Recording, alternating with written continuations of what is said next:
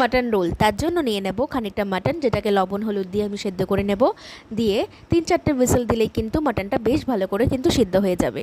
তারপর ময়দা মাখার জন্য 2 কাপ মতন ময়দা, অল্প একটু লবণ চিনি দিয়ে, তার মধ্যে অল্প একটু বেকিং সোডা দিয়ে, সাদা তেল দিয়ে ভালো করে মেখে রেস্টে রেখে দিতে লাগবে।